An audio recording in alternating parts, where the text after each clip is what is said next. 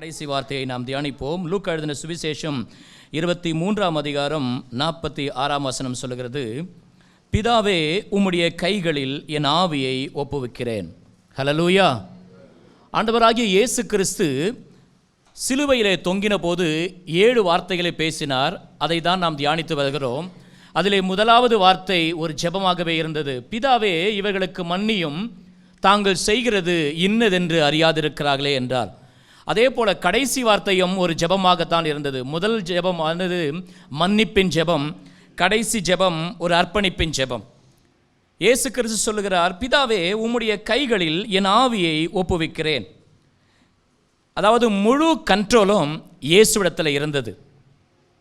இயேசுவை சிலுவையில் அறைந்தார்கள், எல்லா காரியங்களையும் செய்தார்கள். ஆனால் கண்ட்ரோல் முழுவதும், ஆளுகை முழுவதும் இயேசுவிடத்திலே இருந்தது. நம்முடைய தேவன் இந்த பூமியிலே மனுஷனை சிருஷ்டித்த போது ஆதியிலே அவர்களை தேவ சாயலாக சிருஷ்டித்தார் என்று நாம் வேதத்திலே வாசிக்கிறோம். ஆதியாகமம் 1:22 அப்படியாய் சொல்லியிருக்கிறது. அப்படி தேவ சாயலாக சிருஷ்டித்த மனுஷனிடத்தில் ஒரு வேலையை கொடுக்கிறார். இந்த பூமியை நீங்கள் கீழ்ப்படுத்தி அதை ஆண்டு கொள்ளுங்கள் என்று சொன்னார். அதே போல ஆதாமும் ஏவாளும் பூமியை கீழ்ப்படுத்தி ஆண்டு கொண்டிருந்தார்கள். என்றைக்கு ஆதாமும் ஏவாளும் தேவனுக்கு விரோதமாக பாவம் செய்தார்களோ அப்பொழுது தேவ சாயல் அவர்களை விட்டு எடுபட்டு போயிற்று.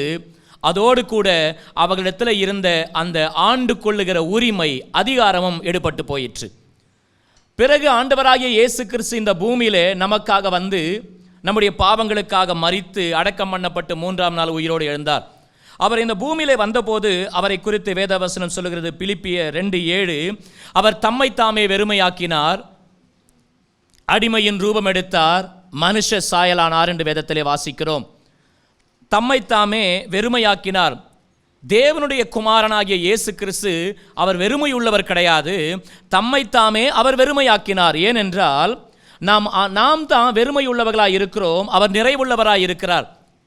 நம்மிடத்திலிருந்த அந்த வெறுமையை அவர் எடுத்துக்கொண்டு அவரிடத்திலிருந்த நிறைவை இன்றைக்கு உங்களுக்கும் எனக்கும் கொடுத்திருக்கிறார். ஹல்லேலூயா.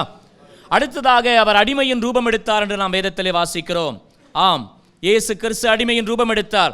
அவர் அடிமை கிடையாது, பிதாவுடைய ஒரே பேரான குமாரன், பிதாவுடைய செல்ல பிள்ளை என்று நாம் வேதத்திலே வாசிக்கிறோம். அப்படிப்பட்ட ஆண்டவராகிய இயேசு கிறிஸ்து அவரிடத்தில் இருந்த அந்த குமாரன் என்கிற பதவியை, குமாரன் என்கிற அந்த அதிகாரத்தை, அந்த ஆளுகையை உங்களிடத்திலும் என்னிடத்திலும் கொடுப்பதற்காக நம்மிடத்தில் இருந்த அடிமை என்கிற அந்த ரூபத்தை அவர் எடுத்துக்கொண்டு அவரிடத்தில் இருந்த அந்த குமாரன் என்கிற அந்த ஆளுகையை நம்மிடத்தில் அவர் கொடுத்தார். அதிலே 3ஆவதாக சொல்லியிருக்கிறது, அவர் மனுஷ சாயலானார். நாம் தேவ சாயலில் சிருஷ்டிக்கப்பட்டோம். ஆனால் பாவம் செய்த போது நம்மிடத்திலிருந்து தேவ சாயல் எடுபட்டு போய் மனுஷ சாயல் வந்தது. தேவசாயலாய் இருந்த ஆண்டவராகிய இயேசு கிறிஸ்து இந்த பூமியிலே வந்தபோது நம்மிடத்தில் இருந்த மனுஷ சாயலை அவர் எடுத்துக்கொண்டு அவரிடத்தில் இருந்த தேவ சாயலை நமக்கு கொடுத்து அவர் மனுஷ சாயலானார் என்று வேதத்திலே வாசிக்கிறோம். இப்படித்தான் ஆண்டவராகிய இயேசு கிறிஸ்து இந்த பூமியில நமக்காக வந்து எல்லாவற்றையும் செய்து முடித்தார். இயேசு கிறிஸ்துவை குறித்து நாம் தொடர்ந்து தியானிக்கும் போது அவரை காயப்படுத்தினார்கள், அவரை குற்றப்படுத்தினார்கள், அவரை பரியாசம் பண்ணினார்கள், அவரை சிலுவையில் அறைந்தார்கள், அவரை அவமானப்படுத்தினார்கள், அவர் பலவிதமான பாடுகளுக்கு உட்படுத்தினார்கள். ஆனாலும் இவைகள் ஒன்றும் இயேசுவை ஆளுகை செய்யவில்லை. எல்லாம் அவருக்கு வந்தது. ஆனால் ஒரு காரியமும் இயேசுவை ஆளுகை செய்ய இயேசு அவைகளுக்கு தன்னை விட்டு கொடுக்கவே இல்லை. இவை எல்லாவற்றையும் செய்த அவர்களால் இயேசு கிறிஸ்துவின் ஜீவனை எடுக்க முடியவில்லை. காரணம் என்னவென்று சொன்னால், ஜீவனை கொடுக்கவும் எடுக்கவும் அதிகாரம் உள்ளவர் நம்முடைய ஆண்டவராகிய இயேசு கிறிஸ்து மாத்திரமே. ஹல்லேலூயா. இயேசு கிறிஸ்துவிடத்தில் எல்லா பிரச்சனைகளையும், வேதனைகளையும், பாடுகளையும், சத்துருவும் நம்முடைய பாவங்களும் கொண்டு வந்தாலும் இயேசு கிறிஸ்துவின் ஜீவனை ஒருவராலும் எடுக்க முடியவில்லை.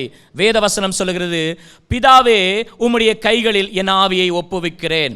அவர்தான் தன் ஜீவனை நமக்காக ஒப்பு கொடுத்தாரே ஒழிய நம்முடைய பாவம் இயேசு கிறிஸ்துவின் ஜீவனை எடுக்கவில்லை. தெளிவாய் நாம் புரிந்து கொள்ள வேண்டும். நம்முடைய பாவமும் இயேசுவை சிலுவையிலே அறைய வைத்தது. பிசாசு இயேசுவை சிலுவையிலே அறைய காரணமாயிருந்தான். எல்லாம் உண்மைதாங்க. ஆனாலும் இயேசு கிறிஸ்துவின் ஜீவனை ஒருவருமே எடுக்க முடியவில்லை. இயேசு கிறிஸ்து தம் ஜீவனை அவர்தான் ஒப்பு கொடுத்தார். காரணம் என்னவென்று சொன்னால், அவர் ஆளுகை செய்கிறவரே ஒழிய ஆளுகை செய்யப்படுகிறவர் கிடையாது. இன்றைக்கு அவருடைய நாமத்தின் மேல் விசுவாசம் உள்ளவர்களாய், அவரை ஏற்றுக்கொண்டு தேவனுடைய பிள்ளைகளாய் மாற்றப்பட்ட நாமும் ஆளுகை செய்யப்பட வேண்டியவர்கள் கிடையாது, ஆளுகை செய்கிறவர்களாய் நாம் இருக்க வேண்டும். நம்முடைய வாழ்க்கையிலும் இந்த நாட்களில் காயங்கள் வரலாம், பாடுகள் வரலாம், உபத்திரவங்கள் வரலாம், அவமானங்கள் வரலாம், பிரச்சனைகள் வரலாம், நிந்தைகள் வரலாம். இப்படி எந்த காரியங்கள் வந்தாலும் ஒரு காரியத்தை ஞாபகம் வைத்துக் கொள்ளுங்க, விசுவாசத்தை எடுக்க அவைகளுக்கு நீங்க இடம் கொடாதிருங்க. ஒரு நாளும் நம்முடைய வாழ்க்கையில நமக்கு வருகிற பாடுகளோ, பிரச்சனைகளோ, அவமானங்களோ, வேதனைகளோ, நெருக்கங்களோ, வியாதிகளோ நம்மை ஆளுகை செய்ய இடம் கொடாதிருங்கள். இயேசு கிறிஸ்துவுக்கு எல்லா நிந்தைகளும் வந்தாலும் அவைகள் ஒன்றும் இயேசுவை ஆளுகை செய்ய அவர் இடம் கொடுக்கவில்லை. அதே போல் நமக்கு வருகிற எவைகளையும் ஆளுகை செய்ய, நம்மை ஆளுகை செய்ய இடம் கொடாதிருப்போம். விசுவாசத்தை இழந்து விடாதீருங்க. காரணம் என்னவென்று சொன்னால், இவைகள் ஒன்றும் விசுவாசத்தை உங்களிடத்திலிருந்து என்னிடத்திலிருந்து எடுக்கவே முடியாது. காரணம் என்னவென்றால், விசுவாசத்தை கொடுக்கவும் அதை எடுக்கவும் அதிகாரம் உள்ளவர் ஆண்டவராகிய இயேசு கிறிஸ்து தான். எபிரேயர்ல அதை தான் சொல்லி இருக்கிறது. எபிரேயர் 12:1, விசுவாசத்தை துவக்குகிறவரும் முடிக்கிறவருமாகிய இயேசு கிறிஸ்து. அப்படி என்றால் நமக்கு வருகிற பிரச்சனைகள், பாடுகள், உபத்திரவங்கள், அவமானங்கள், வேதனைகள், குறைவுகள், நெருக்கங்கள், வியாதிகள், இவை ஒன்றும் நம்முடைய விசுவாசத்தை எடுக்க முடியாது. ஆனால் ஒரு காரியம் ஞாபகம் வைத்துக் கொள்ளுங்க, நாம இழந்துவிட முடியும். நாமே நம்முடைய விசுவாசத்தை இழக்கலாமே ஒழிய இவைகள் ஒன்றும் நம்முடைய விசுவாசத்தை ஒரு நாளும் எடுக்கவே முடியாது. எப்படி ஆண்டவராகிய இயேசு கிறிஸ்துவுடைய ஜீவனை எடுக்க யாருக்கும் அதிகாரம் இல்லையோ, அதே போல உங்களுக்கும் எனக்கும் நம்முடைய விசுவாசத்தை நம்மிடத்திலிருந்து எடுத்துவிட யாருக்கும் அதிகாரம் கிடையாது. ஆனால் நாம இழந்து விடலாம். நாம் சோர்ந்து போன அவைகளை இழந்து விடலாம். அருமையான தேவ பிள்ளைகளே, நாம் சோர்ந்து போக வேண்டாம். காரணம் என்னவென்று சொன்னால், விசுவாசத்தை துவக்குகிறவரும் முடிக்கிறவருமாகிய ஆண்டவராகிய இயேசு கிறிஸ்து நம்மோடு கூட இருக்கிறார். உலகத்திலே உபத்திரவம் உண்டு, ஆனாலும் திடன் கொள்ளுங்கள், நான் உலகத்தை ஜெயித்தேன். அந்த ஆண்டவராகிய இயேசு கிறிஸ்து தான் உங்களிடத்திலும் என்னிடத்திலும் அந்த விசுவாசத்தை வைத்திருக்கிறார். அவர்தான் முடிக்க முடியும். அவர்தான் ஆரம்பித்தார், அவர்தான் முடிக்க முடியும். எனவே அதற்கு முன்பதாக விசுவாசத்தில் சோர்ந்து போகாதிருங்க. பிரச்சனைகள் வரட்டும், போராட்டங்கள் வரட்டும், இவைகள் ஆளுகை செய்ய இடம் கொடாதிருங்க. ஒரு நாளும் உலகம் உங்களை ஆளுகை செய்ய இடம் கொடாதிருங்கள். உலகத்தை நாம் ஆளுகை செய்ய வேண்டும். பிரச்சனைகள், பாடுகள், உபத்திரவங்களை கண்டு சோர்ந்து போகாதிருங்க. காரணம் என்னவென்று சொன்னால், பாரமான யாவற்றையும், நம்மை சுற்றி நெருங்கி நிற்கிற எல்லா பாவத்தையும் தள்ளிவிட்டு விசுவாசத்தை துவக்குகிறவரும் முடிக்கிறவருமாகிய இயேசுவை நோக்கி நமக்கு நியமித்திருக்கிற ஓட்டத்தில் பொறுமையோடு ஓடுங்க. நீங்க ஓடும்போது உங்க கூட வருகிறவர் யார் தெரியுங்களா? இயேசுவை நோக்கி நாம் ஓடுகிறோம். ஆனால் நம்மோடு கூட அவர் தம்முடைய ஆவியானவரை அனுப்புகிறார். அந்த ஆவியானவர் இந்த உலகத்தில் நாம் ஓடும்போது நம்மோடு கூட வருவார். உலகத்தை ஜெயித்தவர் நம்மோடு கூட வருகிறார். பிசாசை ஜெயித்தவர் நம்மோடு கூட வருவார். ஹல்லேலூயா. சாபங்களை ஜெயித்தவர் உங்களோடு கூட வருகிறார். பாடுகளை ஜெயித்தவர் உங்களோடு கூட வருகிறார். வியாதிகளை, வேதனைகளை ஜெயித்தவர் உங்களோடு கூட வருகிறார். இன்றைக்கு தேவ ஆலயத்தில் உட்கார்ந்து கொண்டிருக்கிற தேவ பிள்ளைகளே, சிலருக்கு ஆவிக்குரிய பிரகாரமாக தேவ வார்த்தைகளை தியானித்து கண்ணீரோடு இருக்கலாம்.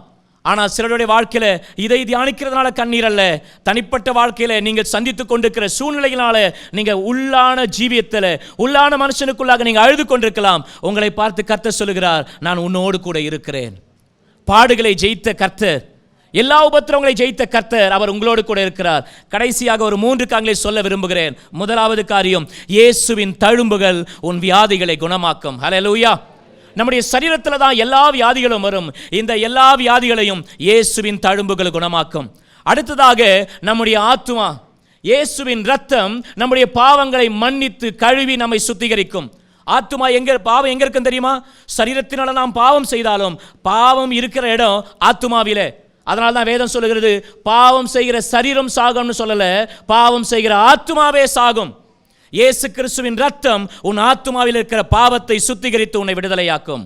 அடுத்ததாக இயேசு கிறிஸ்துவினுடைய உயிர்த்தெழுதலின் வல்லமை உன்னை பலப்படுத்தும். நமக்கு பலன் தேவை எங்க தெரியுங்களா? சரீரத்தில் அல்ல.